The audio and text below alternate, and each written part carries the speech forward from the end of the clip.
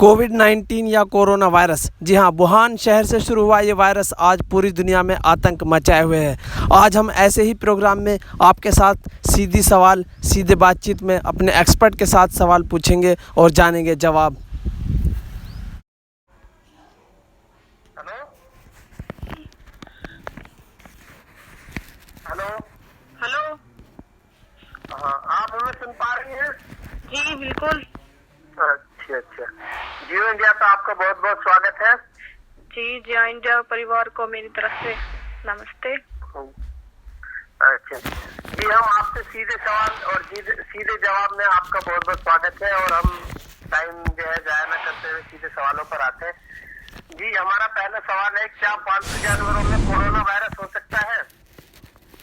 पालतू जानवरों में कोरोना वायरस हो सकता है। जहां तक ये बात करी जा सकती है, अभी इस बात का कोई भी रिकॉर्ड नहीं है कि किसी इंसान में या उसके पालतू जानवर से कोरोना आया हो। कोरोना वायरस का जोखिम ना हो तब भी जानवरों को सहलाते वक्त या उनके हैंडलिंग के बाद हमेशा अपने हाथ धो लेने चाहिए साबुन से। ये एक सावधानी के एक और सवाल हमारे पास आया है, क्या मरीज को क्वारंटाइन या जिसे एकांतवास भी बोलते हैं उसे भेजने में बीमारी रोकने में कुछ सहायता मिलती है, यानी कि कुछ मदद मिलती है? मरीज को क्वारंटीन या एकांतवास में भेजने से बीमारी रोकने में काफी हद तक मदद मिल सकती है, मिल भी रही है। साथ ही महामारी के प्रसार पर यानी कि उसे फैलने पर भी अंकुश लगाया जा सकता है। इतना ही नहीं, इससे नए मामलों की जल्दी से पहचान होने में भी मदद मिलती है।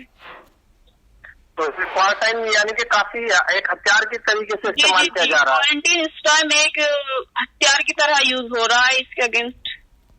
अच्छा, एक सवाल और हमारे पास, अगर कोई छींकता है तो कोरोना से संक्रमण का कितना खतरा पैदा होता है?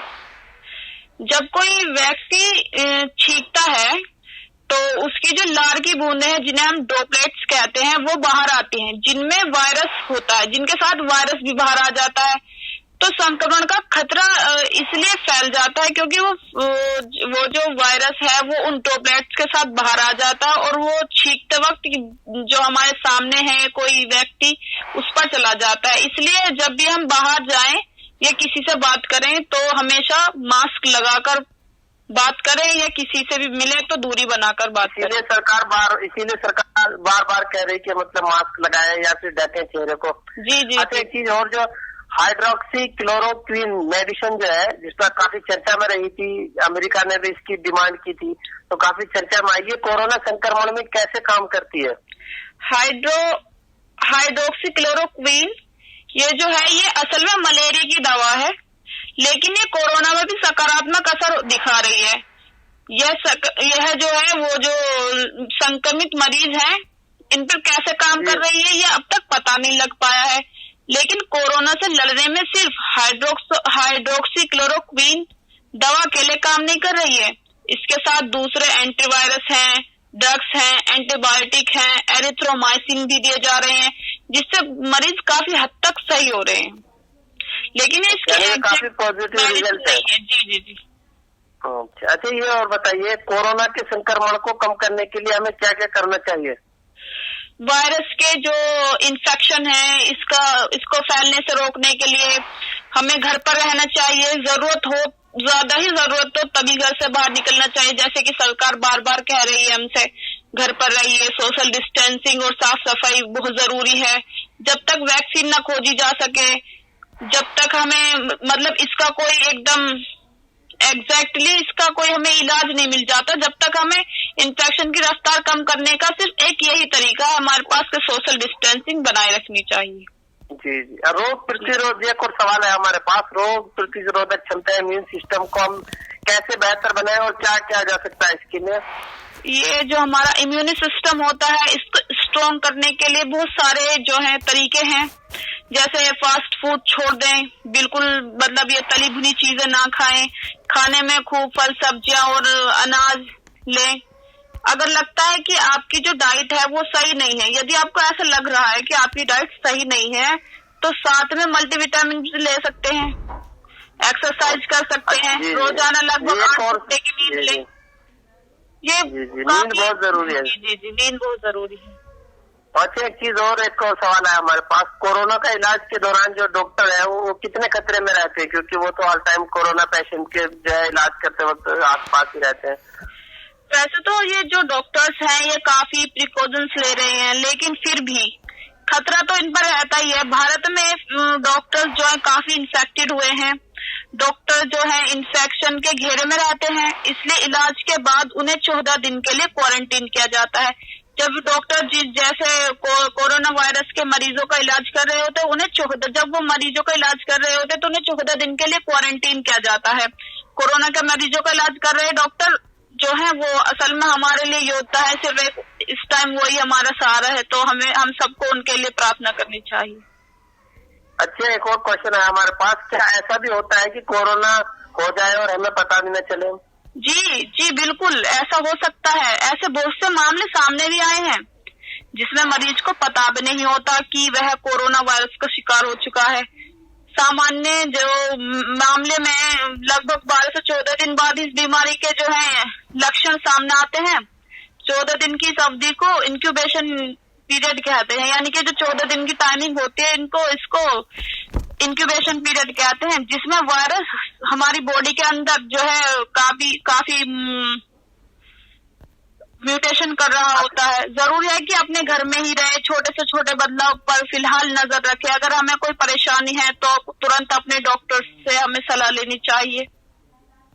जी, एक और क्वेश्चन है हमारे पास, क्या कोरोना के मरीजों में लक्षण बदल रहे हैं, मतलब जैसे बुखार से अलग कोई और भी लक्षण?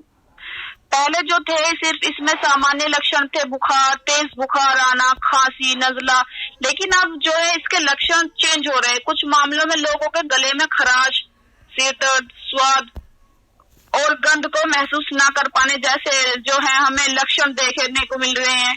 कई कोरोना वायरस जो है इन्फेक्टेड लोगों में सामान्य सर्दी जैसे नाक बहने और छींक आने जैसे जो है लक्षण भी दिखते हैं। वहीं ऐसे भी मामले हैं जिसमें कोरोना व्यक्ति में कोई लक्षण ही नहीं दिख रहे हैं और उसे यह भी पता नहीं होता है कि वह इससे इन्फेक्टेड हो चुका है। तो इसलिए हमें जो है जो छोटे छोटे से जो हमारे अंदर चेंजेस आते रहते हैं, जैसे नजला, खांसी, तो हमें इन्हें हल्के में नहीं लेना चाहिए। हमें अपने डॉक्टर से एडवाइस लेनी चाहिए कि हमें क्या करना चाहिए ऐसे में। अच्छा, एक और क्वेश्चन है हमारे पास, क्या बच्चे भी जो है जो कोरोना वायरस की चपेट में आ सकते हैं क्या?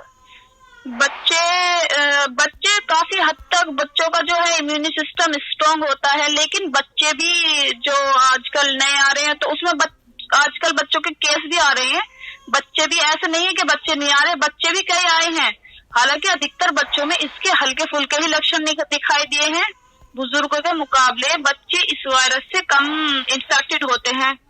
आमतौर पर तो खेलते समय जैसे बच्चे खेल रहे हैं तो ज्यादा जो लोगों से मिलने जुलने के कारण बच्चे किसी भी बीमारी के जो उसे एक्सप्रेस कर सकते हैं, यानी कि प्रसार का कारण बन सकते हैं। अच्छा, एक और क्वेश्चन हमारे पास है, मास्क पहनने से पहले हमें क्या क्या सावधानी बरतनी चाहिए?